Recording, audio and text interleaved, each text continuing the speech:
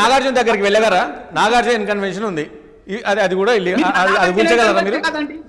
నాగేందర్నే వదలకుంటే నాగార్జున ఎవరండి? అర్థమైతలేదు మాకు. మరి ఇప్పుడు అందరూ అదే అడుగుతున్నారు. మరి మీరు ఏదో కేటీఆర్ ఫామ్ హౌస్ దగ్గర కాదు. రాజేష్ గారు సిన్సియర్ నేను సిన్సియర్ గా చెప్తున్నా. నాగేందర్ గారి మీద కేసు పెట్టిరండి, నాగార్జున ఎవరు అంటున్నాను.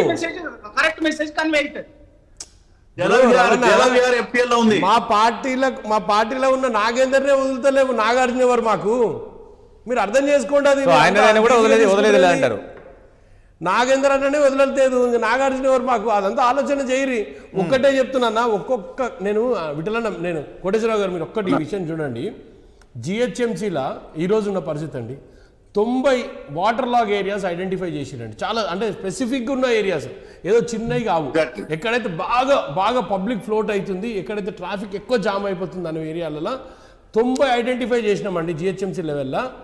14 గంటల ప్రాసెస్ ఉన్నాయండి ఈరోజు. 1,00,000 కెపాసిటీ తోటి సబ్మర్జ్ మోటార్లతో మళ్ళీ పంపింగ్ కొట్టాల్సిన అవసరం ఉంది దాంట్లో కూడా. నిజంగా ఈ నీళ్ళన్నీ మీరన్నట్టు ఆ నాలాల నుంచి పోయినుంటే ఈరోజు ఈ ప్రజాధనం అన్నెసెసరీగా ఇదంతా మేము పెట్టాల్సిన అవసరం ఏర్పడేది కాదు. ఈ రోజు వచ్చింది కాదు కదా, గతంలో మీరు కూడా అధికారంలో ఉన్నారు కదా. ఎవరైనా టీఆర్ఎస్ పార్టీ అధికారంలోకి వచ్చిన యాక్సెప్ట్ చేయండి, ఎవరో ఒకరు వచ్చి చేయడానికి యాక్సెప్ట్ చేయండి, తప్పేముందండి. ఒకప్పుడు హెచ్ఎండిఏ, ఒకప్పుడు మున్సిపల్ కార్పొరేషన్, ఆ తర్వాత రూపాంతరం చెంది హెచ్ఎండిఏ వచ్చింది. హెచ్ఎండిఏ పరిధి పెరిగింది. ఈరోజు రేవంత్ రెడ్డి గారు వచ్చిన తర్వాత హైడ్రా తీసుకొచ్చిండు. ఎందుకు యాక్సెప్ట్ చేయకూడదు? ఎందుకు మనం అంత దాని మీద తీసుకుంటారు? అందరిపైన చర్యలు తీసుకుంటారు కదా. మళ్ళీ డిస్కషన్ పెడతాం.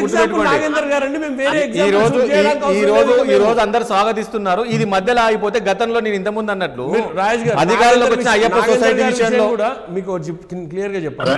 నాగేందర్ గారు సొంతం కోసం కొట్లాడలేదండి, అది కూడా వెనక బస్తీ ఉంది, వాళ్ళ కోసం బాట కోసం కొట్లాడండి. దాంట్లో కూడా తప్పు ఉందని కేసు పెట్టారు కదా నాగేందర్ గారి పైన. ఏం ఊరుకున్నారా? ఆయన కేసు పెట్టారు కదా.